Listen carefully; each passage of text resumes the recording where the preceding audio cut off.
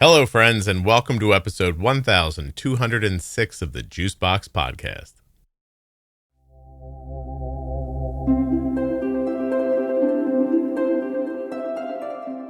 "28-year-old Elise was diagnosed just 7 months before our recording.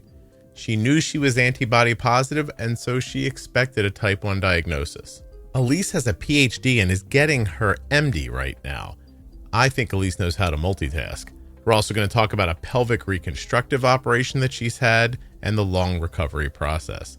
While you're listening today, please remember that nothing you hear on the Juicebox Podcast should be considered advice, medical or otherwise. Always consult a physician before making any changes to your healthcare plan or becoming bold with insulin.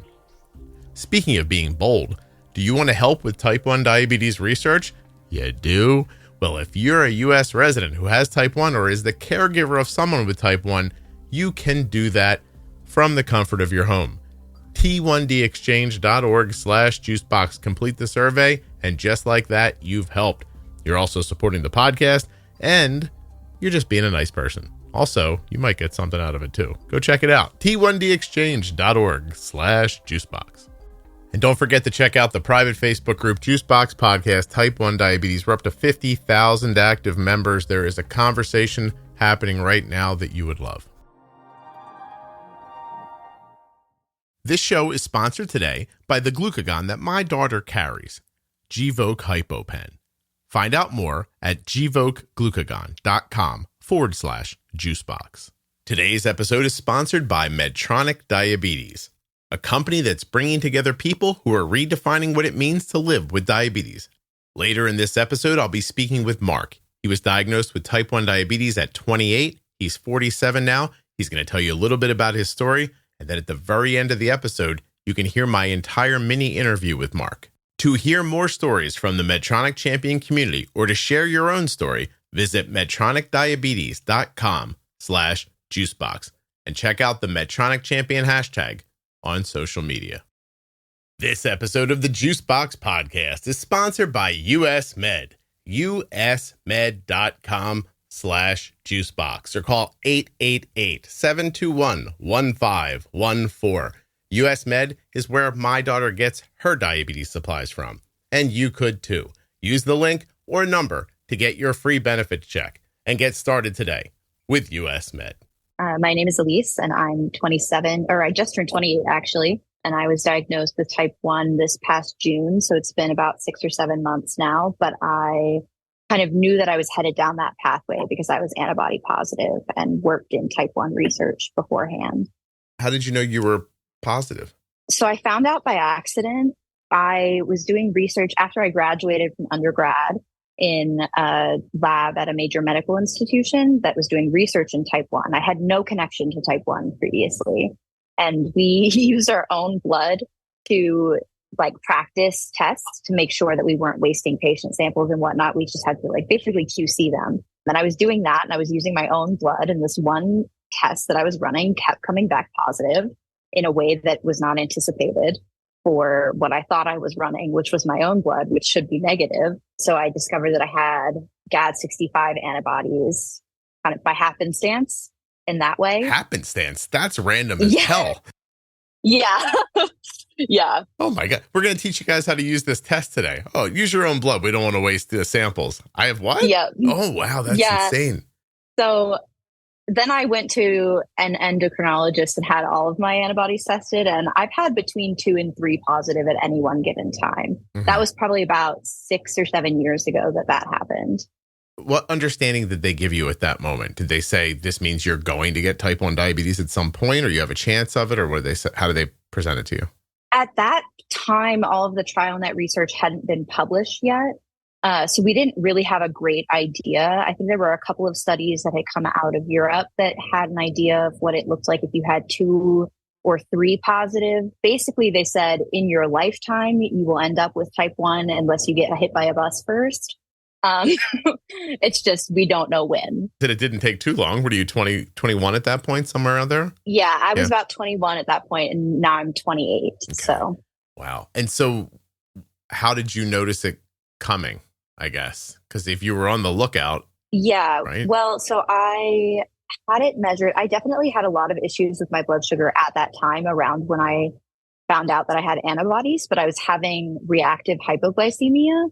Oh. So I was like dropping into like the 30s and 40s, like an hour or two after eating anything for no apparent reason, which was a wild experience. So I wore a G4, I think it would have been at that point in time, for a while. But then this thing would happen where if I would try and like treat a low, I would just like spike and then drop again. And it was just easier to not do anything. So then I stopped wearing a Dexcom because it wasn't actually changing what I was doing. How long did the lows last for? I stopped caring about them after like 2 years. They probably kept going and I just wasn't aware of them. What did they feel like versus what does it feel like to be low now? I didn't feel it at all because I wasn't dropping quickly. Like I was just kind of sitting in like the 30s or 40s. And so I had no idea that I was low. So a low with man-made insulin versus a low with your natural insulin, completely different experiences. I don't know that they feel different. I think it's the rate of change that makes me feel them. Oh, okay. Okay. Yeah. I think the rate at which I'm dropping depends on whether or not I feel the low. What did you do when you were in the 30s before you had diabetes, before you were using insulin? What would you just sit around and be like, this will pass? Or so at first I would try to like have like short acting carbohydrate, but then I would just like come up into the 80s and then drop right back down into the 30s. So I had to be like really specific about the way that I like timed protein and fat, like with my carbohydrate intake, as to not like spike and fall. And anecdotally, I've heard that this is a thing for people that later down the line end up with type 1. But there's no clinical evidence or like published data to support that. Interesting. That's really something. Okay. So you are eventually diagnosed. At that point, are you in practice or are you like, well, tell people what you do, I guess, first. So I am in my third year of an 8-year program in which I'm getting both my MD and my PhD. Third year of an 8-year program. Yeah. Yes. So the way that works is you do the first 2 years of med school, and then you take a break from med school and you do 4 years of a PhD.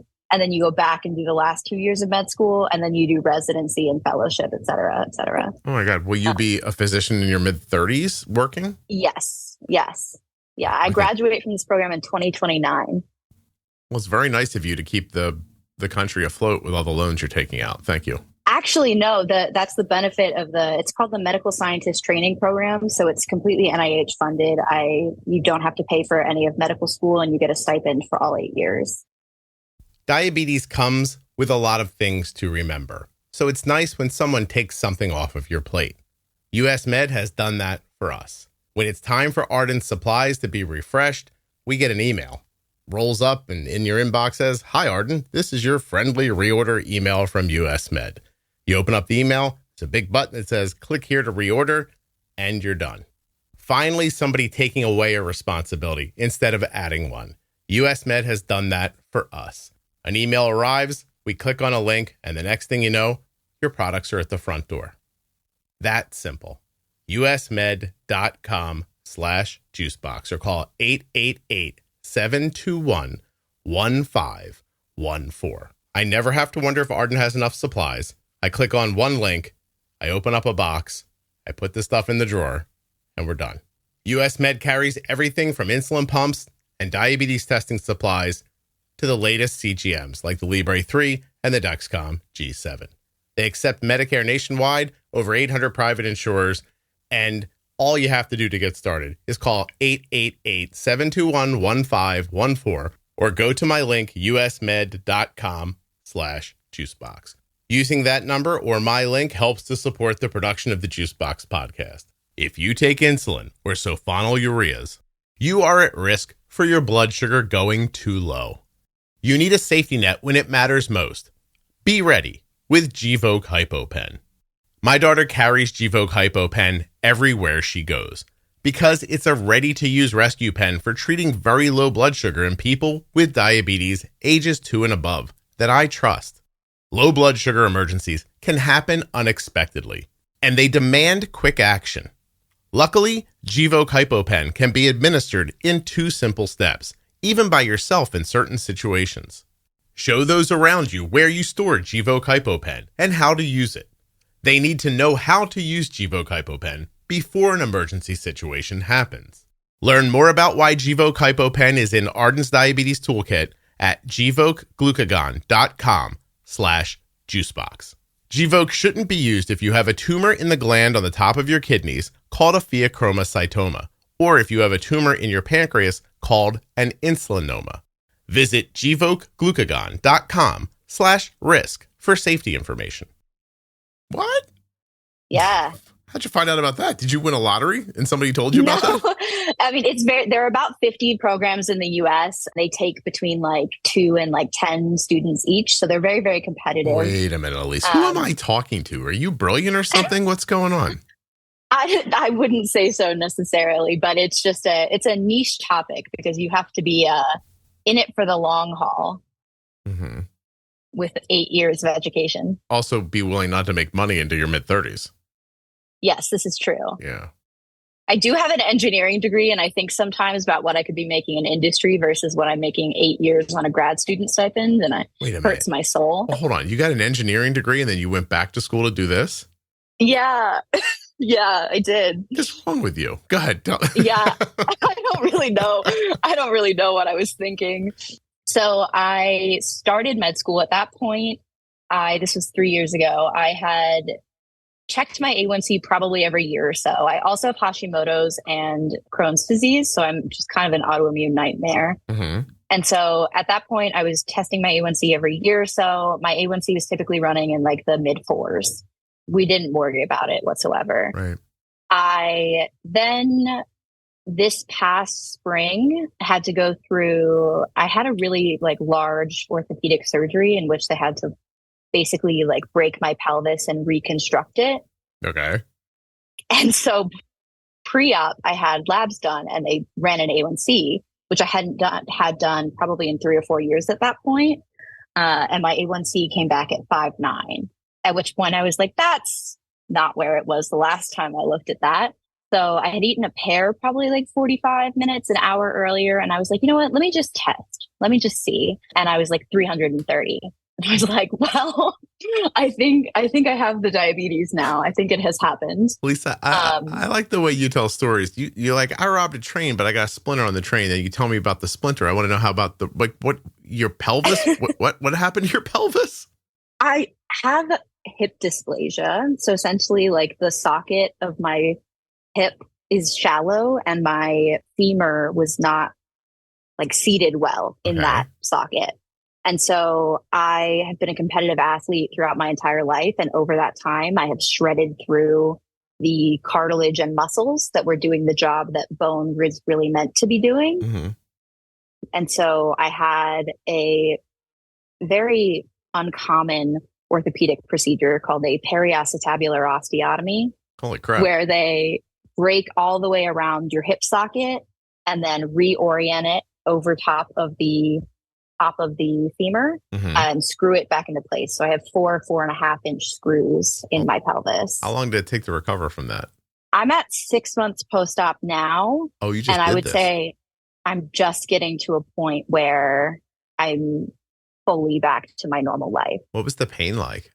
Well, it was inpatient surgery. So I was in the hospital for about 5 or 6 days. And then because nothing can apparently go right in my life, I'm saying that got pneumonia while I was in the hospital. And then my incision dehisced and I had to have a second surgery to reclose it. So yeah, I'm not getting in a car with you. That's for sure. Yeah. I didn't get great luck in the body department. Yeah. At this point now, like my pain is better than it was pre-op and I can run again.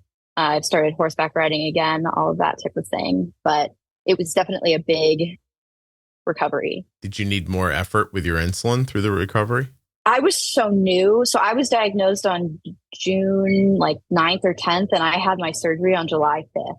Did you reach out to be on the podcast 8 minutes after you got diabetes or something? Yes. Yeah, I did. Because I've been listening to the podcast probably since like you started. Wait, what? Because I had this weird special interest in type 1, which is why I was working in a type 1 diabetes lab at the time. So like I listened to the podcast in like 2015.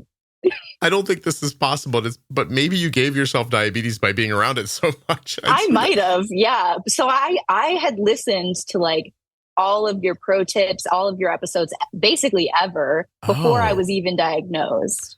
Oh, this is very interesting. Okay. Yeah. Also, just quickly, before the surgery, if you tried to run in a straight line, would you go in a circle or was it not that bad? I couldn't really run. Okay. I'm sorry. I just wanted to make that dumb joke. I'm done now. Wait, so this is super interesting. Okay, so you, as a former engineer med student, you decided you were going to get involved with diabetes. Yeah. You start listening to my podcast, and then while you're at med school, learning how to do a blood test, learn that you get antibodies and are likely going to get type 1 diabetes at some point. And so you basically listened to the podcast for years, almost 9 years before, not that long, but a long time before you got type 1. How much did that help you when you were actually diagnosed and started using insulin? So much, because the amount of education I got was zero. Oh, wait a minute. So you probably, this is so crazy. You were like, I got diabetes. I'm going to go on that podcast and tell them this story. That's what we're doing because right now. I taught myself how to manage my diabetes exclusively from what I knew, basically from this podcast. So I'm taking care of you, basically. Through your brain and your fingers. Yes. All right. Okay. I'll accept that. Yeah. So at that point, that was in like April. All right. I messaged my primary care and I was like, hello, I've done an oral glucose tolerance test in my living room and I have diabetes now. Here's the results of my antibody tests proving it's type 1. Can you please refer me to endo? And then I went to endo a month later, which in hindsight, I really probably should have gone somewhere before that, but I just didn't. So. Are you married? No. Dating someone? No, I have a partner of 3 years. You're with somebody. Okay. Like I'm worried for your safety. I just wanted to make sure someone was with you. I'm well taken care of. Okay, good. So, because at that point, after I tested my blood sugar the one time after eating the pear and I was like 330 something, I like started testing it more because now I'm my own science experiment. Mm-hmm. And my fasting blood sugars were like 80s. So then I was just confused and didn't think, like, I didn't have ketones. I was like, I'm fine waiting a month to get into endo. At that point, I also just confused the endo. So she slapped a Dexcom on me. And then ironically, I was going to the like National Endocrinology Conference that week that I had the Dexcom on me, like because I was presenting research about peds diabetes stuff, like the week I was being diagnosed with diabetes, which I feel like just made the whole thing even more meta. Jesus, this is weird. Yeah. So when I had the Dexcom on and I, unbeknownst to me, was apparently still having crazy low blood sugars. It's just that now I was spiking. Mm-hmm. So anytime I ate, I would spike into the 200-300s and then crash into the 40s. Yeah. Like just by myself with my own, no insulin like added. That's just what my pancreas was choosing to do at that moment. Right. Which in theory, this is not evidence-based medicine. This is just us spitballing, kind of similar to the process of what you might think would happen in Hashimoto's, where you have hyperthyroid before you end up hypothyroid. Mm-hmm. Kind of like as the beta cells are being killed, they are releasing insulin more aggressively than they may have otherwise. Yeah. They have some left and it's trying too hard. Yes. Yeah. Yeah. Oh, by the way, everything about this podcast is, spitballing. Yeah. I just like to make it clear because there's nothing like evidence based here. I was like, oh, was I supposed to do that? No, I like to be very clear when I say things because most of like as a PhD student, everything I do is evidence based most of the time, except for things having to do with my own health. I just fly by the seat of my pants. Yeah, isn't that funny?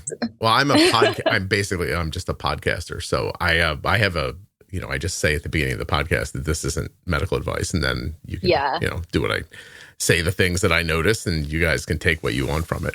It was just funny. Yeah, okay. I'm sorry. Keep going. At that point, she threw me on some metformin, which I'm not really quite sure why she did that. I didn't actually end up taking it, I don't think. I don't think I even filled the prescription because I was like, she doesn't know what she's talking about. She was fine letting me have my blood sugars be doing that because my A1C was still like 5'9" or whatever it was at the time. Okay. But I was like, I'm not particularly comfortable with my blood sugar being in the 200-300s for like any period of time. Yeah. And I would like to start insulin. At that point, she wrote me a script for Humalog. I didn't take any Lantus. I've actually never taken Lantus ever before, or any long-acting insulin. Mm-hmm. And so she wrote me a script for like the junior pens so I could do half units because I'm really insulin sensitive. And she said, just give yourself 2 units and see what happens. And that was it. Good luck. Yeah, that was it. Yeah. That was the whole thing. Just jam it in there and see what goes on. And then well, you don't seem like you were ever daunted by this. Is that fair? I mean, I wasn't, no, right. But I could see someone being quite overwhelmed. Why not, do you think? I mean, I guess because you listen to the podcast the whole time. You probably felt like you knew what to do already. Yeah, I mean, I knew exactly what I was doing. Oh, I was very prepared. I'd had a couple of roommates that had type 1 before because of this weird special interest. Mm-hmm. This weird special. Yeah. You're just. What are you on? Like, you guys need an apartment? Do you have diabetes? I'd prefer someone with diabetes if you don't mind. Well, because what happened? Okay, so when I discovered the special interest, I did an internship at Vanderbilt specifically in like diabetes research, and the other people in that program were interested in diabetes because they had diabetes, and I was just the random person with a regular pancreas at the time. I like how you like slipped in the name of the college there. That was nice. The way you did that. But so that was a chaotic time. So at that point, I started insulin. I very quickly realized that just giving myself 2 units anytime I ate was not doing anything, and I made myself carb ratios. Mm-hmm. And at that point, I pretty much stopped talking to my endo. I didn't really ask her anything because I knew pretty much everything I needed to know from essentially listening to the podcast for as many years as I had been. That's such an odd thing. Does it strike you that way as you're saying it? Even does saying it out loud. Yeah. I was just very confident in the fact that, like, I don't know. The first time I gave myself insulin, I was definitely a little bit weirded out because I just had no idea how my body was going to respond to exogenous insulin. Yeah. But once I did like the first injection and realized I wasn't going to be like 16 in an hour, I was fine. You're on your way. Yeah. It honestly, it feels like if I was walking outside and someone said, here's an obstacle course I need you to run through, I'd be like, oh my God, this is great. I've been watching Mr. Beast videos for years. I'm all ready for this. Like really such a strange thing. It really I was like, is. I know how to pre-bolus. I know, like, I've got this. I can do this. Fantastic. No, my gosh. And so you're never going to know a lot of the difficulty that people often have to experience. I would say so, probably. Isn't that interesting? God. Ooh, okay. Can you tell people a little bit about what you're doing for your PhD? Right now, we're going to hear from a member of the Medtronic Champion community. This episode of the Juicebox Podcast is sponsored by Medtronic Diabetes. And this is Mark. I used injections for about 6 months, and then my endocrinologist in the Navy recommended a pump. How long had you been in the Navy? 8 years up to that point. I've interviewed a number of people who have been diagnosed during service, and most of the time they're discharged. What happened to you? I was medically discharged. 6 months after my diagnosis. Was it your goal to stay in the Navy for your whole life, your career? It was. Yeah. In fact, I think a few months before my diagnosis, my wife and I had that discussion about, staying in for the long term. And, we'd made the decision despite all the hardships and time away from home. That was what we loved the most. Was the Navy a lifetime goal of yours? Lifetime goal. I mean, as my earliest childhood memories were flying, being a fighter pilot. How did your diagnosis impact your lifelong dream? It was devastating. Everything I had done in life, everything I'd worked up to that point was just taken away in an instant. I was not prepared for that at all. What does your support system look like? Friends, your family, caregivers, for me, the Medtronic Champions community, all those resources that are out there help guide the way, but then help keep abreast on, the new things that are coming down the pipe, and to give you hope for eventually that we can find a cure. Stick around at the end of this episode to hear my entire conversation with Mark. And you can hear more stories from Medtronic Champions and share your own story at medtronicdiabetes.com/juicebox. So my PhD is in immunology. So I'm looking at the way that our immune system responds to infection for my PhD. But for like longer term things, I'm interested in autoimmune disease and malignancy, kind of the way that our body identifies things that are self and not self. Okay. And what it does once it realizes, or once it gets confused about what is what? Yes. Yeah. That's interesting. I want somebody to start researching how GLPs are going to help people with type 1 and autoimmune too. It's very interesting. There are a couple of groups that are doing a lot of work on GLPs in addiction medicine, and that's fascinating also. Mm-hmm. But I think the type 1 world is definitely up and coming. I keep talking to people over and over again. I've got some lined up to come on the show using just significantly less insulin. Yeah. I mean, I take basically no insulin. I want to make that pretty clear. I caught my type 1 at a point where I probably wouldn't have been diagnosed for another year to 3 years had I not known all this. Yeah. Yeah. No, I understand. I know you're not using a ton, but I'll say this. I've been slipping it into some episodes here and there. I've got Arden using a 0.25 of Ozempic every week. So what they don't even consider to be a therapeutic dose for weight loss. My best guess is that she's going to use 11,000 fewer units of insulin in the next year. Wow. That's the reduction we've seen already. That's crazy. It is absolutely nuts. And she's lost some weight, which, I mean, I didn't look at her and think she had to, but now that she's lost weight, I'm like, oh, okay, I see that. That's, you look healthy. It's really fascinating. Really, really fascinating. I can't say enough about it right now. Anyway, Jesus. So, all right, what made you want to come on the podcast? Like, really, did you have like this moment where you're like, I was diagnosed, now I can go on the podcast? Yeah, I think like many years ago, I remember like almost sending you a message being like, I should go on. And then I was like, what am I doing? I have actually nothing like to say about this. Hi, Scott. I'm an engineering student who. Yeah. Did you ever work with your engineering degree? No. Okay. No. Yeah. So you went to college for 4 years. Yes. You completed a degree. Yeah. You got out and you were like, I don't want to do that. Well, so I double majored in engineering and biochemistry. All right, hold on. Let me go back to my initial question. How smart are you exactly? I don't think that I'm any smarter than any other person. No. Wait. What's your, don't do that. Do you know your IQ? I do not, no. Really? Do you find yourself juggling ideas on multi-levels all at the same time? And seeing all different perspectives of something and thinking about more than one thing at once? Definitely. But I also think that might have something to do with the fact that I definitely have undiagnosed ADHD. Yeah, listen, I'm tired of people saying that just because you can think about a couple of things at once. That's nothing. I mean, you finished a degree. That takes a level of persistence. And like, were you on the Adderall during college? Or are you okay? No. All right. Well, then, how many kids are using Adderall in college, by the way? So many. But honestly, it's way worse in med school. Oh, I bet.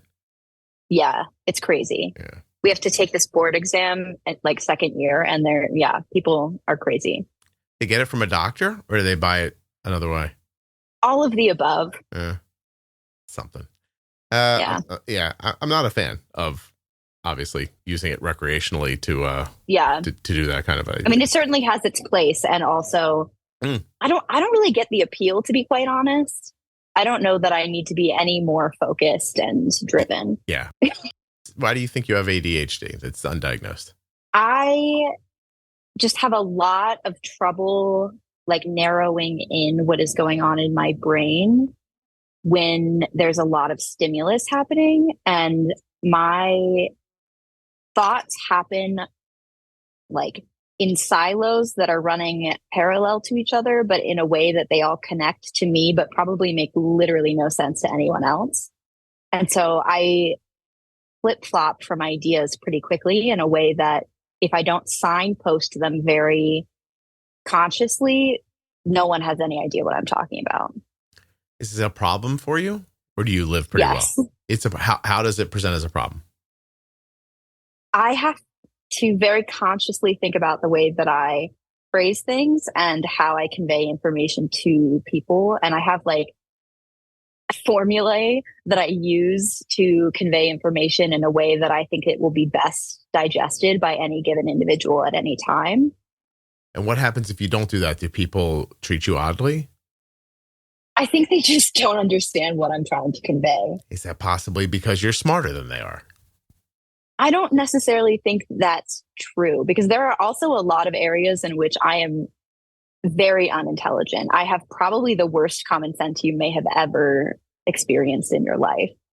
You lack common sense. Yeah. All right. Well, I'm not great at everything. There are things I'm very bad at as well. But my brain works. I mean, I have a note in front of me here about a series that you're going to hear on the podcast 6 months from now, probably, if I can pull it together quickly enough. I already know what the content is, how I'm going to format it, how I'm going to deliver it. I think that there are 2 companies that would be interested in buying advertising on it. I have a plan set up to record it and to pull it all together and then to send it out to them to see if they're interested in advertising. And I thought of that one night at 4:00 in the morning when I woke up to go to the bathroom. But does that make me weird? No, I don't think so. All right. And it's going to work. It's really going to help people. Like I think consciously and sometimes subconsciously about how to help people with diabetes. Yeah. Most of my good ideas come in the shower. This one came in the middle of the night when, I'm not going to lie to you, I was a little cold and I was peeing. And then I got back in bed and I was like trying to warm back up again. You know that like back in the covers thing? And I was like, come on, get warm, get warm, get warm. And my brain goes, what are we going to do with that idea you had about like the micro content, the shorts? We should do something with that. And I'm like, all right. I do that. And then I text myself. It's on a whiteboard behind me. I have a giant whiteboard with all of my ideas for the podcast. And I stare at them for weeks and months and walk past them until one of them like smacks me in the face and says, do this. And here's how to do this. And but while I was sitting there thinking about it at 4:00 in the morning, really knowing full well I was going to go back to sleep as soon as I got warm again, I started walking through all the different arms of it, like how I was going to record it, how I was going to present it to people, where I get the information from, what companies that I think might be interested in putting ads on it. And then while I was thinking about that, it also occurred to me that I've got this company that's reached out to me about translating my stuff into Spanish through AI, but audio, like not like text. Like they would actually take MP3 files from the podcast and just turn them into Spanish speaking. And I was like, if that works, then I could do the bold beginnings and the pro tips in Spanish. It's going to be expensive. I'll have to get somebody to offset that with ads. And like, so then I was thinking about 2 different projects at the same time. But I don't have ADHD. Yeah, but those are still related in a way that like I can see how you logically got between those 2 concepts. So you're saying that in that conversation with yourself, you'd start wondering if Andrew Garfield or Tom Holland was a better Spider-Man or something completely disconnected. Something completely unrelated. Yeah. You're like, I don't give a shit about Spider-Man, Scott. But by the way, is it Tom Holland or Andrew Garfield, or do you have no idea? I have no idea. Really? I'm not particularly plugged into pop culture. I don't have a lot of time for that. Yeah, you don't sound like a person with a lot of time. Between a surgery, getting diabetes. When Hashimoto's, when were you diagnosed with that? I was diagnosed at 8. How about the Crohn's? I think I was like 18, 19. Is that persistent? Something you deal with constantly? Yeah, actually, it's very interesting. I was on a medication, an immunosuppressant for Crohn's. It's Entyvio. You probably see like a bajillion ads for it every day. Yep. AKA vedolizumab. And it is a drug that blocks the ability of lymphocytes or immune cells from trafficking through the walls of your certain organs. In this case, they use it to prevent lymphocytes from going into the gut. And so it can be a really specific way to decrease your immune system with respect to an autoimmune disease without completely tamping down your whole immune system. Interesting. So this is a drug that I was on for about 4 years. I had a weird, like, random insurance thing happen where I got pulled off of it last January, about a year ago. because of a coding issue with the whole thing. Mm-hmm. But I stopped the drug. And about 6 months after that, I started having my dysglycemia that I hadn't noticed before, AKA like I had diabetes now. And very recently, I have learned that that drug is actually currently in clinical trials as a drug to prevent the onset of type 1. Oh, sort of like Tzield, one of the, like that idea. But less immunosuppressive than Tzield. I'm unfortunately not eligible for Tzield. Mm-hmm. Otherwise, I probably would have taken it, but I am not eligible. So your insurance company gave you diabetes. Is that what you're saying? Basically. Yeah. We should come down on them. Please. That's where I'm United Healthcare. They're going out. I like that you were willing to call them out. Oh, I will. You took this girl's drug away and she got type 1. You happy? Now you're buying her insulin. Right? Yeah. I mean, what the hell? And what about the Crohn's? How does that present? My Crohn's disease is mostly in my colon, but I also have a little bit in my small intestine. So I don't absorb vitamins, minerals particularly well. So I'm anemic most of the time. I get iron infusions. I'm low in all of like my B vitamins, D vitamins, A, E, and K. To supplement all of those. But yeah, when I'm on medication, I do very well. Okay. It's interesting. I'm starting to think my iron's a little low. I'm trying to get ahead of it with supplements, but my fingernails feel a little wavy. Do you know what I mean? Mm-hmm. Yeah. And I'm getting tired in the afternoon a little bit. Yeah. I can't absorb, like I can take so much iron orally and I will not absorb it ever. So when I mix it with the vitamin C at the same time, I get a little better pickup with it. I've done all of the things. I've taken like 80 times the recommended dose at one point. Like, yeah. See if it would stick to you. So yeah, no, it sounds like you're experiencing something a lot more significant than I am. But I still like, I can get about every 6-9 months. I'm like, is my iron low? Yeah. Once I have the infusion, I hold it for like a year or two. It's just getting it into my body is hard. It drifts down. Yeah. The infusions are crazy. I don't. Fantastic. Yeah, they're fantastic. They changed my life, actually. Yeah. Well, Jesus. All right. So you've had Hashimoto's. You taking just T4 for that? I'm unmedicated for it at this moment. What's your TSH? I think my last TSH was like 1.2. Oh. Well, that's good. Okay. Yeah. So you're not taking anything for that. Crohn's, you were doing an injectable. They took the injectable from you. Do you think you'll get it back? Yes. At the moment, I'm completely off of drug because I'm going to have a scope in like 14 days or so. And then they're going to take biopsies and try to petition to my insurance company that I do, in fact, need said medication, which will be very interesting. Maybe I suddenly won't need insulin anymore if I go back on it. But that would be not, you know what? Whatever. That wouldn't be as nuts as I think. Are you, which way did they go for that? They go down bottom? Both ways. Yeah. Good times. Yeah. I mean, honestly, people lament about it a lot. I don't think it's that bad, but also I have Crohn's to start with. So it's really just like a Tuesday for me. just get you on both sides. That's okay. All right. Yeah. Well, good luck. I hope you are able to talk the insurance company into giving you what you need. Thank you. Thank you. Yep. That's crazy. But so then I very forcibly forced my endo into putting me on a pump probably about 3 months after I was diagnosed. Why did you want it so badly? I never went on any long acting. So I just started with like playing around with my basals. Right. I also never did training. I just put in whatever I felt like was right. That all worked out? Yeah, it worked out great.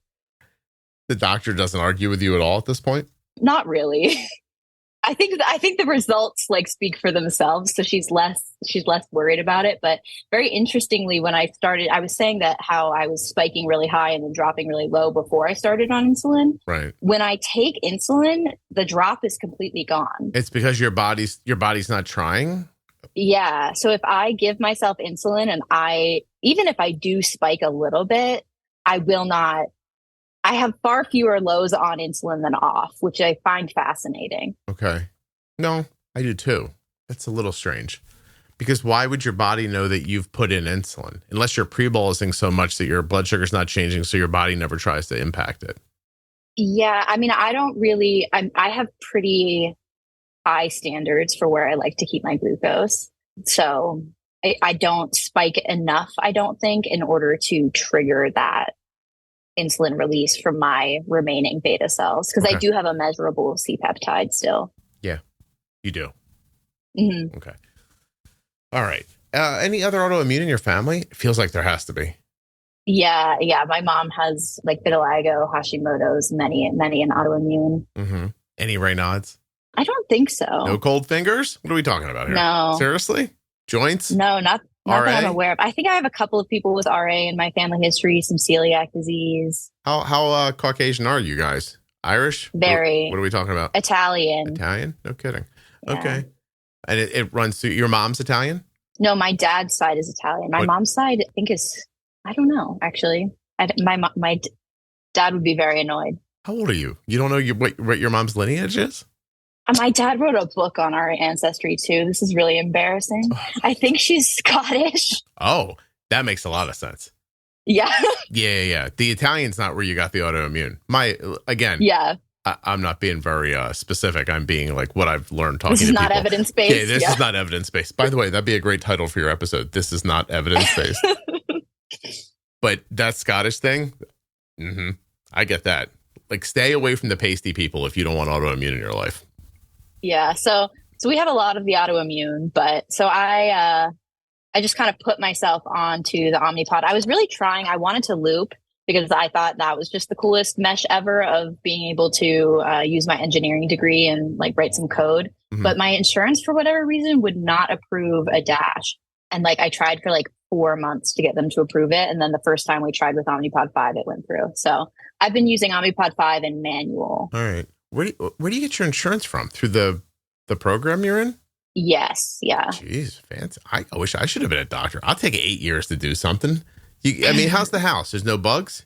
They don't provide our housing. Oh, but the stipend, are you able to like, are you living okay?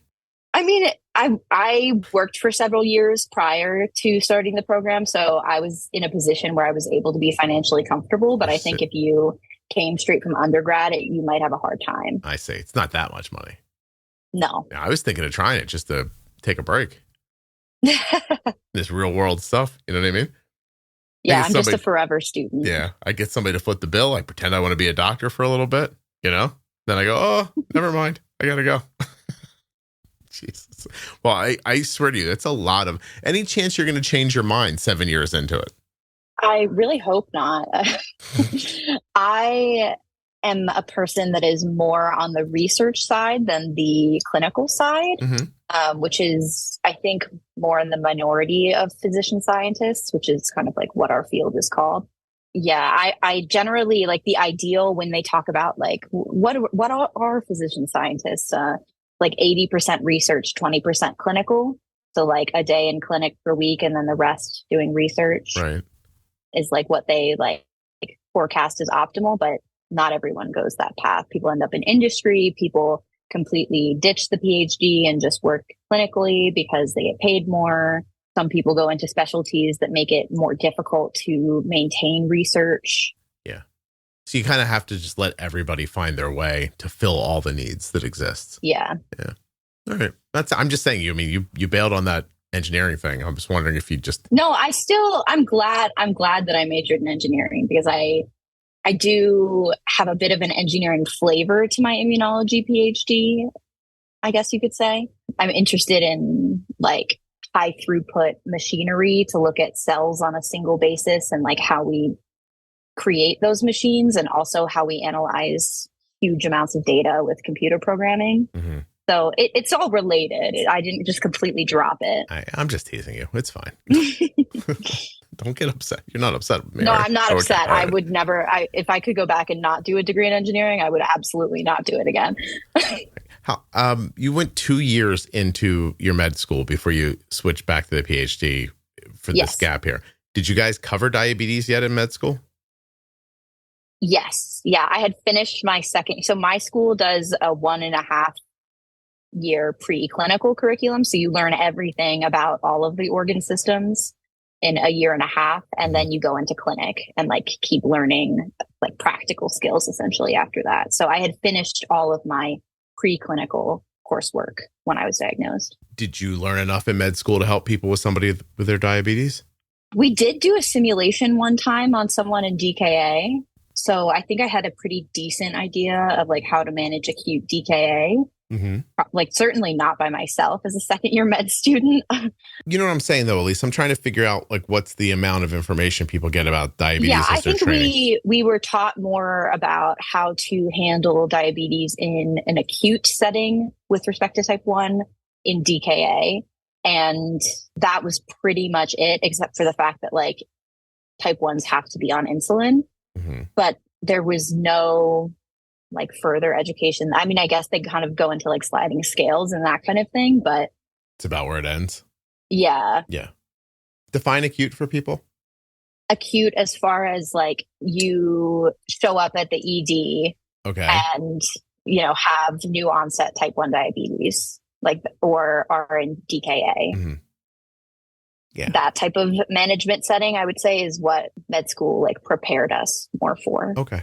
But then I also will say that when I was diagnosed, so I'm 28, I was 27 when I was diagnosed, the number of my peers and also physicians that were like, aren't you old for that?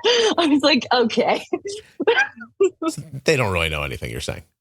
No idea. Yeah, no, I don't think anybody does. That's okay. I'm not blaming you or them or like anybody else. I just don't think I think medical school is what it is, right? Yeah.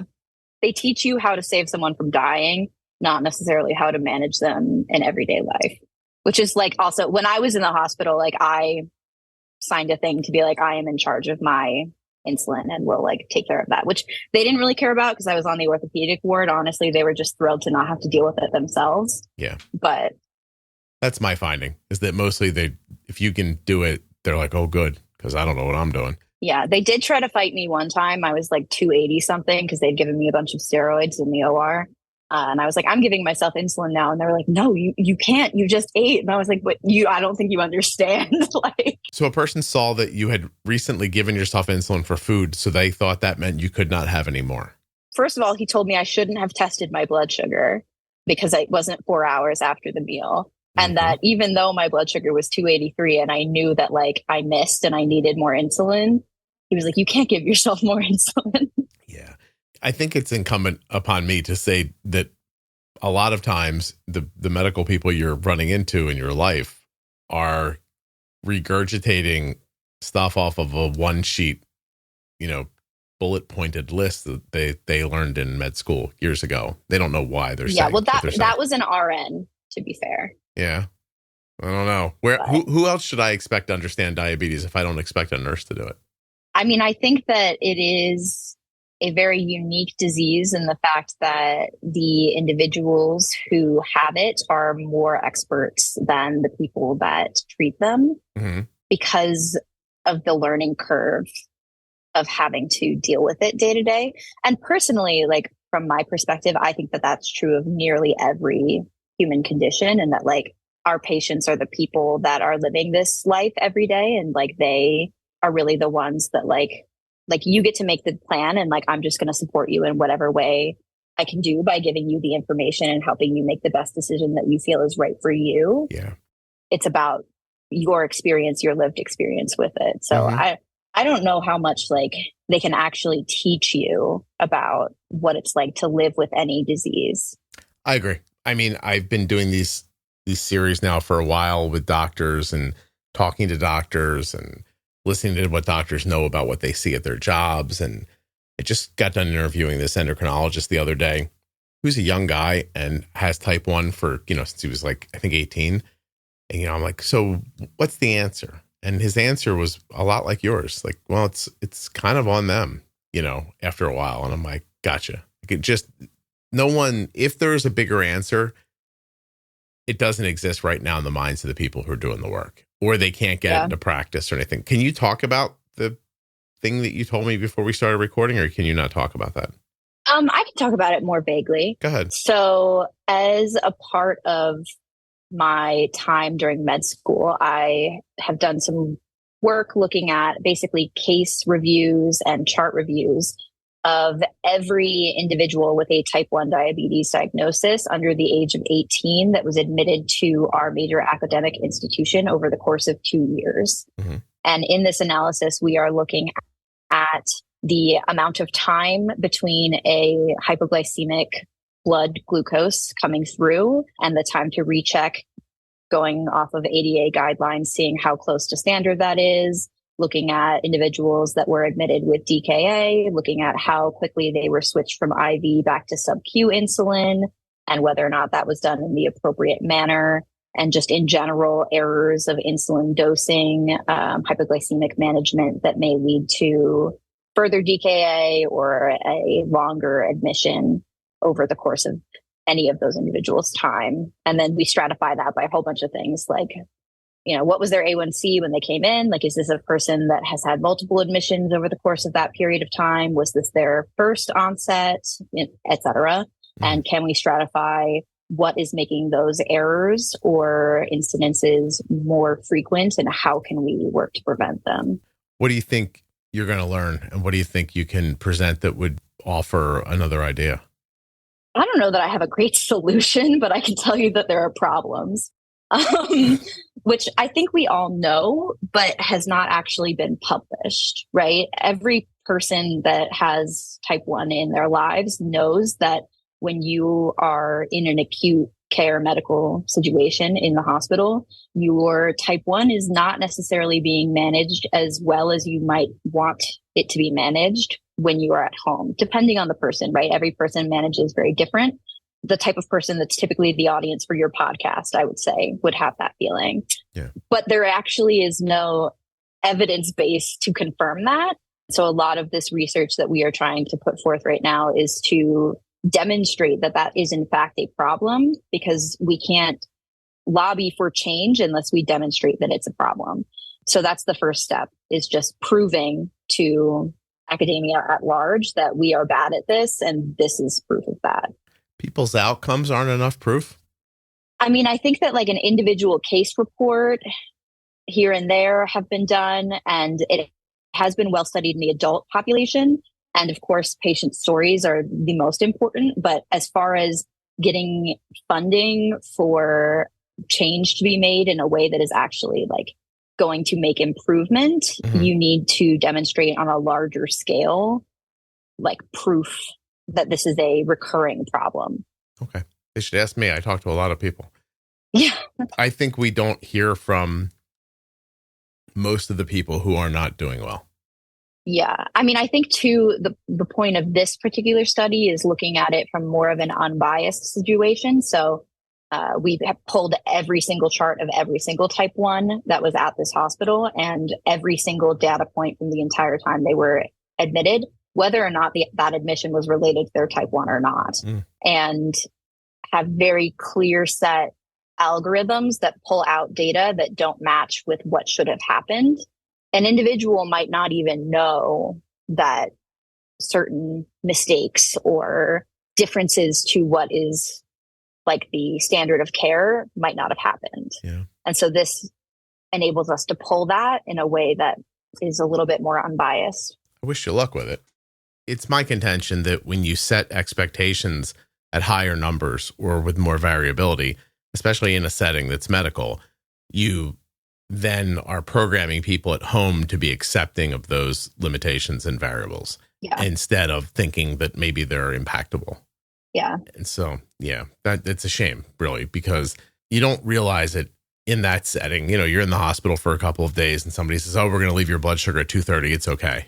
Well, then you go home thinking 230 was okay. Like the nurse said so.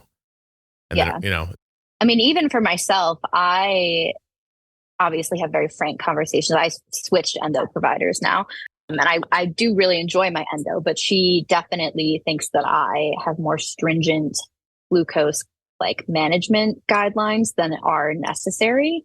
We do, I wouldn't say arguments, but points of contention over that, because I'm a person that I really don't want myself over 130 ever, if possible. That's not to say I don't go over 130. I do. I have diabetes. Yeah. It's just the goal. But I am not going to let myself sit in the 130s. And if I see a blood sugar that's in the 140s, 150s, I don't entertain that. Yeah. Like since I've started insulin, I have never been over 180. We give your doctor, that endocrinologist, diabetes, and I bet you they'll all of a sudden think a He lot. He does have diabetes. Wait, so he does? Yeah. Oh, how old? I don't know. I would say she's in her 30s. Interesting. And when you come to her doing what I'm assuming is better than she's doing for herself personally. Well, I will say too, I am honeymooning very aggressively. So I have a little bit of an edge. You're very nice to to make sure we keep saying that. But that's not my point. My point is when you come to her. Like I have no basal half the day level of honeymooning. Yeah, that's insane. But she doesn't look and go, I wonder what this person knows that I don't know. She just thinks you're putting too much effort into it. I mean, I do think that like I am a very type A high strung person. And I think that there's a part of her that thinks that I'm putting too much time and effort into this. Do you think that's happening? I think at times. I think that there are certainly times where the amount of brain space that I put towards my diabetes, when like at the end of the day, are those 15 minutes at 160 really going to be the kicker? Like, no, the kicker. The thing that makes you kick the bucket. Is that what you're just? Yeah. Yeah. I'm not saying your blood sugar can't go to 160 and that, that's not what I'm saying. I perseverate on that. So I think that like she is legitimate in some of her concerns. Okay. Is there a way for you to accomplish your goals without over focusing? I mean, I think that's just kind of my nature in general. I'm working on trying to like find a little bit more of a balance with it, especially because I know as time progresses, it will become probably more and more difficult to manage my blood sugars as I stop honeymooning. All right. You're the first person to say perseverate on the podcast, in case you're wondering. Okay. I use a lot. I try not to whip out my big words, but that one was good. I like that. Yeah, no, I sit with it a lot. I don't know, but yeah, I take tiny amounts of insulin. Yeah. Tiny. Well, are you fearful that when your honeymoon ends, that you won't be as good at this as you hope to be? Definitely. I think that a large part of me thinks that I'm only as good at it, quote unquote, as I am because, like, I call it diabetes light, like LITE, or like I have one individual that has diabetes that calls it diabetes. It's just like the easy version. Like I have like the bumpers on while I'm playing, while I'm bowling. Yeah. No kidding. I mean, you're honeymooning still. It's not. It's what it is. Yeah.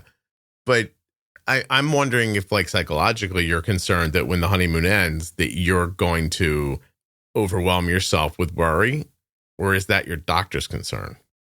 I think that that's probably her concern. I mean, I'm worried that I won't be able to maintain as tight of control as I have now, which is probably true, to be quite honest. Yeah, I would think so. Yeah. Yeah. But I also think that I'm probably underplaying the amount of tools that I have, and that at the end of the day, it's the same.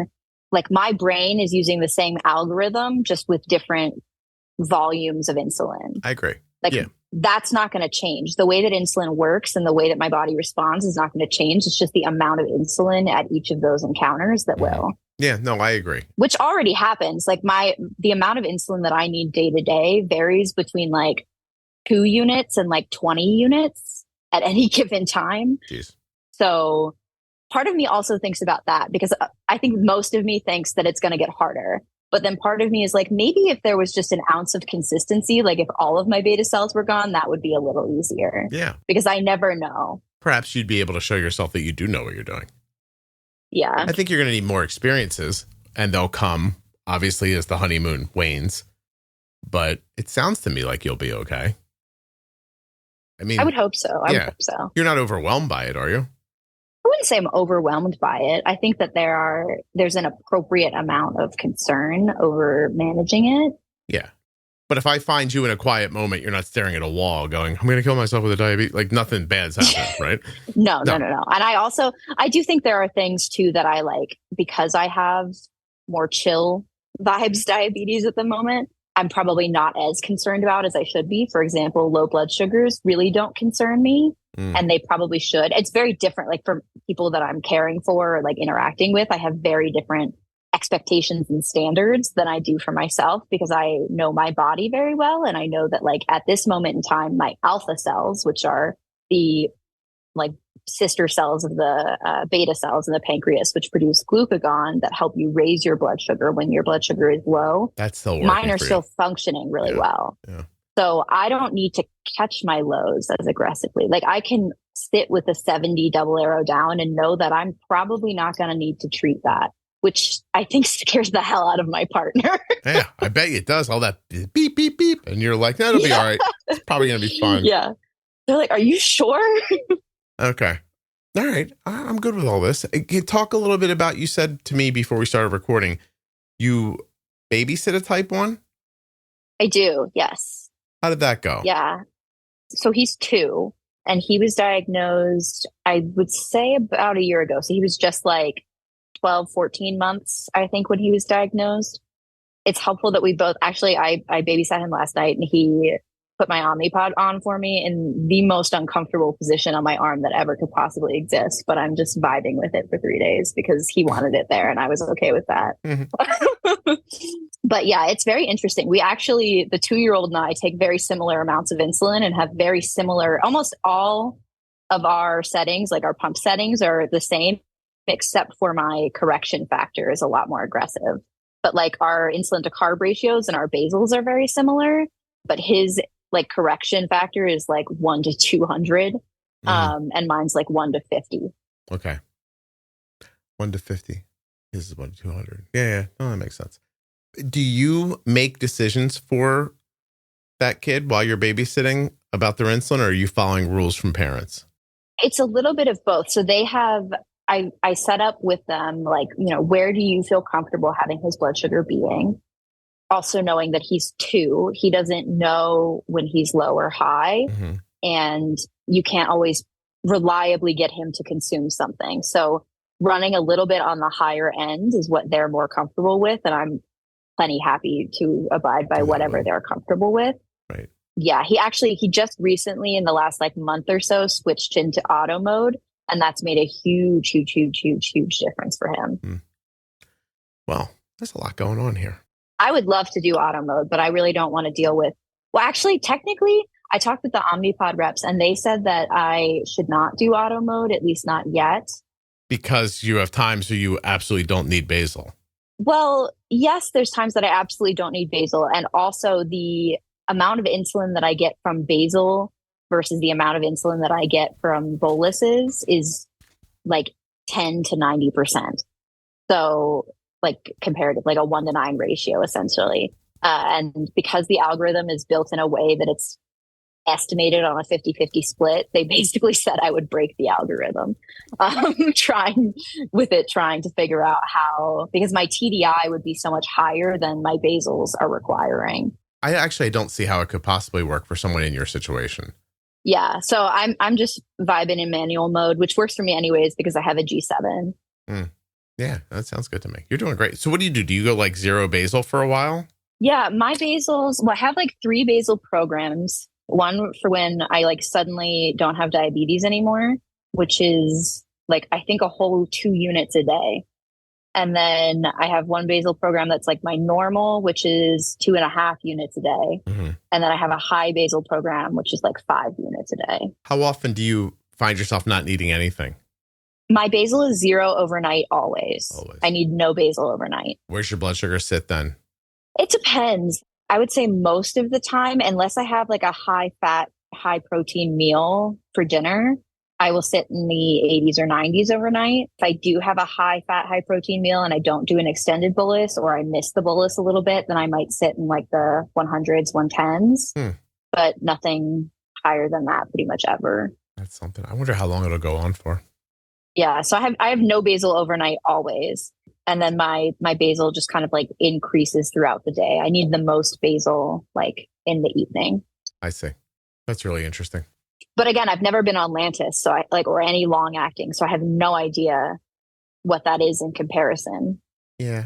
I don't know if that matters. It's just super interesting that, no need overnight, 110. I mean, obviously you do have, let's be clear. You obviously have a basal need overnight because your blood sugar is 110. My body is just creating it. Yeah.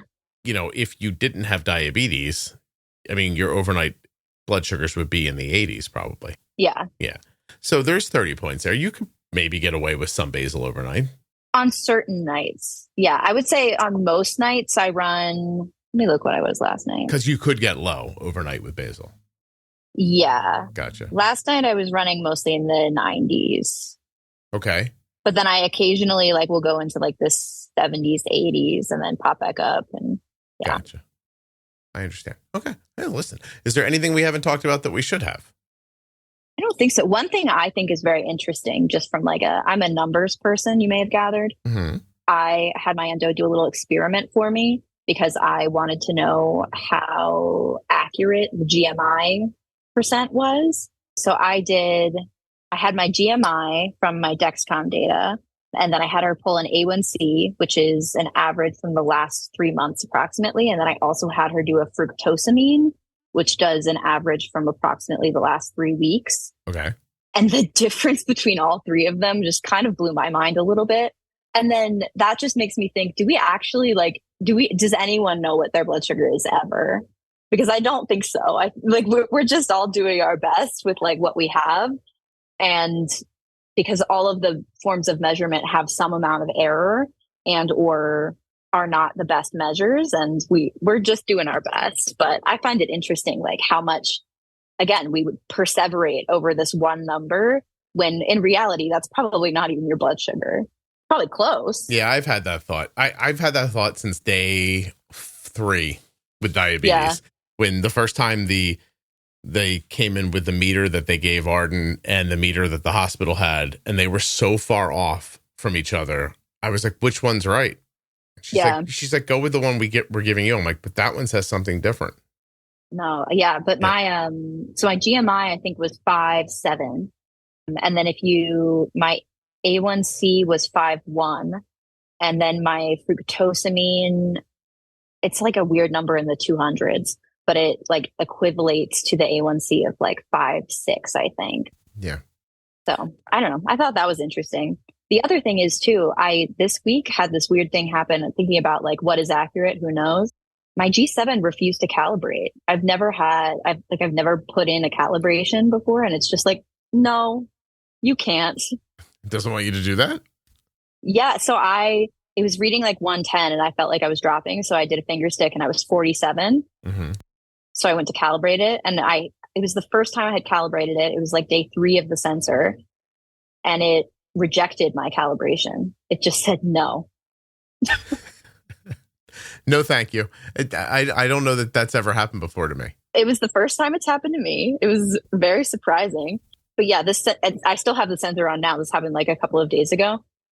It got itself together and it was like accurate again the next morning. Mm-hmm. But weirdly, ever since then, it's had like brief sensor errors every like 20 minutes. I just have like gaps of data. So it's on its way out. Is this sensor like the one that's on oddly because the kid picked this spot, or no? Is that? No. That's my Omnipod. My Omnipod's okay. Like in a weird spot underneath my arm right now. All right. Okay. How about here? Why didn't you just look at the kid and go, what about over here? I mean, I was trying, I don't know. I was trying to make it. You had your own kid, you'd be like, no, that's not where it's going. Let's do it right here. To be fair, I don't put like pods on my arms that often. I'm not really into it. So I hadn't tried many locations on my arms, and I was not aware that this was going to be as uncomfortable as it is. Mm-hmm. But it's only 3 days and I can survive. Arden is very specific about where she puts her stuff. I'm also very specific about it because I tried for the first time last week putting an Omnipod on my thigh, but I'm a track athlete and a horseback rider, and I have really, really like muscular thighs, and I don't think I can use my thighs for Omnipods. Okay. I don't think it'll work out. I've heard you call out your muscular thighs, what college you went to. A lot of like quiet, like primping from you. I hear it.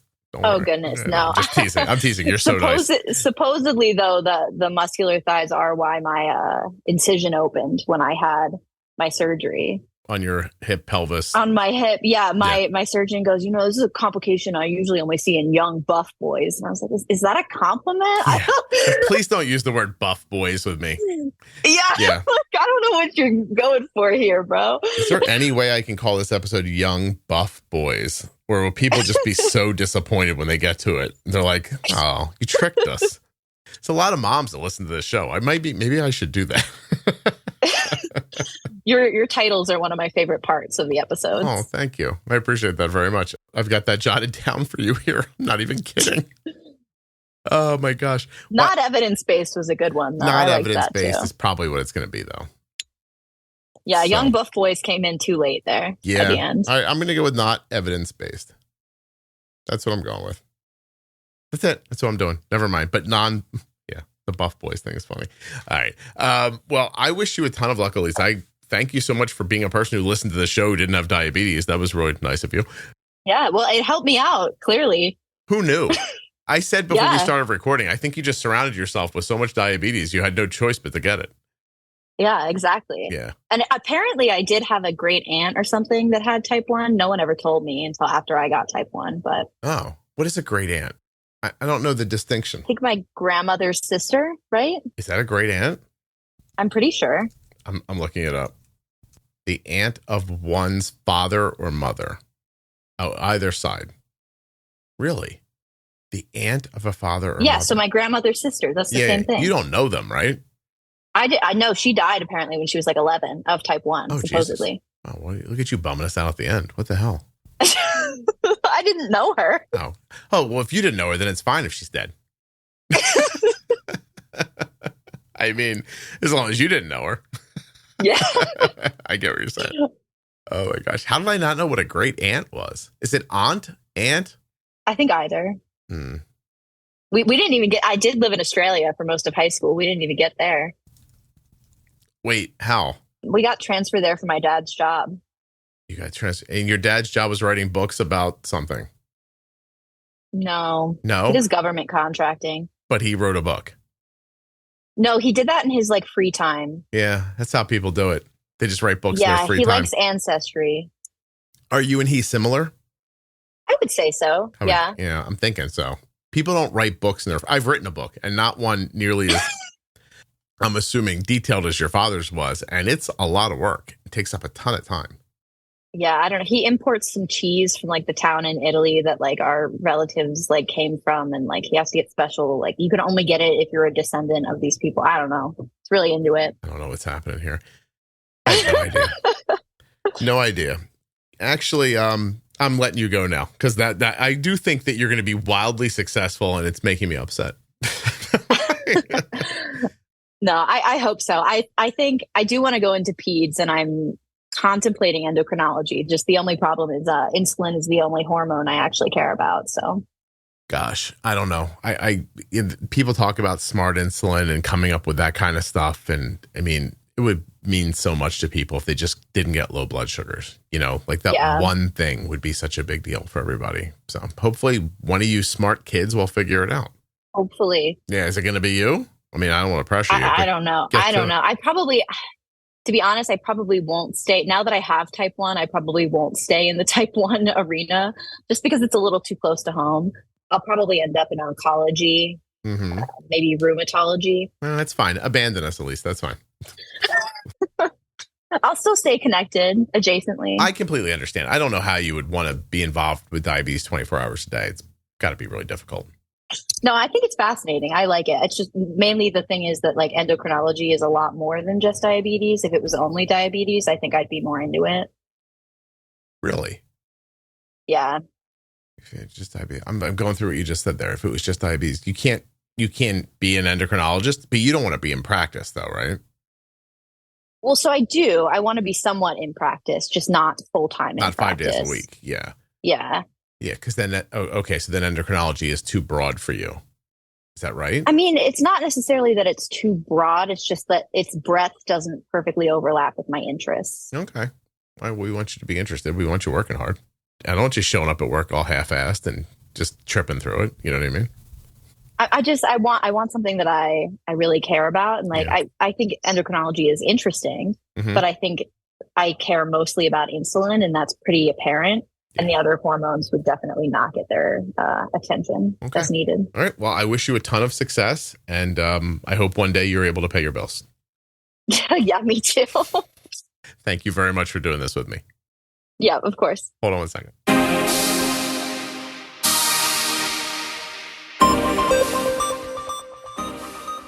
Mark is an incredible example of what so many experience living with diabetes. You show up for yourself and others every day, never letting diabetes define you. And that is what the Medtronic Champion community is all about. Each of us is strong, and together we're even stronger. To hear more stories from the Medtronic Champion community or to share your own story, visit medtronicdiabetes.com/juicebox. Don't forget, we still have Mark's conversation at the very end. It's a terrific kind of mini episode, about 10 minutes long, that goes deeper into some of the things that you heard Mark talking about earlier in the show. A huge thanks to US Med for sponsoring this episode of the Juicebox Podcast. Don't forget, usmed.com/juicebox. This is where we get our diabetes supplies from. You can as well. Use the link or call 888-721-1514. Use the link or call the number, get your free benefits check so that you can start getting your diabetes supplies the way we do from US Med. A huge thank you to one of today's sponsors, Gvoke Glucagon. Find out more about Gvoke HypoPen at gvokeglucagon.com/juicebox. You spell that GVOKEGLUCAGON.com/juicebox. A diabetes diagnosis comes with a lot of new terms, and you're not going to understand most of them. That's why we made Defining Diabetes. Go to juiceboxpodcast.com, up into the menu, and click on Defining Diabetes to find the series that will tell you what all of those words mean. Short, fun, and informative, that's Defining Diabetes. If you're looking for community around type 1 diabetes, check out the Juicebox Podcast private Facebook group, Juicebox Podcast, Type 1 Diabetes. But everybody is welcome. Type 1, Type 2, gestational, loved ones, it doesn't matter to me. If you're impacted by diabetes and you're looking for support, comfort, or community, check out Juicebox Podcast, Type 1 Diabetes on Facebook. If you're not already subscribed or following in your favorite audio app, please take the time now to do that. It really helps the show. And get those automatic downloads set up so you never miss an episode. Thank you so much for listening. I'll be back very soon with another episode of the Juicebox Podcast. The episode you just heard was professionally edited by Wrong Way Recording. WrongWayRecording.com.